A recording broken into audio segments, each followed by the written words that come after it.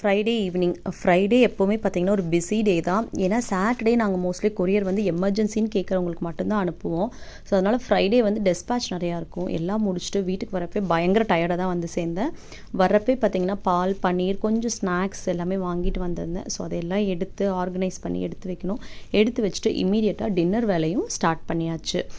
Actually பார்த்திங்கன்னா ஊர்லேருந்து எப்போவுமே சின்ன வெங்காயம் வந்து தோட்டத்துலேருந்து நிறைய எடுத்துகிட்டு வருவேன். எடுத்துகிட்டு வந்ததை வந்து நல்லா அந்த சருகு எல்லாமே உரிக்காமல் இந்த மாதிரி கொஞ்சம் ஓப்பன் ஸ்பேஸில் பேப்பர் மேலே இந்த மாதிரி நீங்கள் போட்டு வச்சிட்டிங்கன்னா நிறைய நாள் வரைக்கும் கெடாமல் இருக்கும். வச்சும் யூஸ் பண்ணலாம்.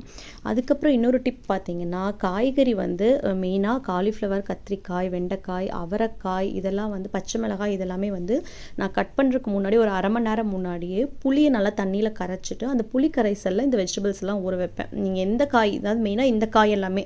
ஸோ இப்போ காலிஃப்ளவர் அதே மாதிரி தான் ஊற வச்சுருக்கேன். எதுக்கு அப்படின்னு பார்த்தீங்கன்னா, அந்த பெஸ்டிசைட்ஸோட ரெசிடியூஸ் எல்லாம் இருந்தால் கூட அது எடுக்கக்கூடிய தன்மை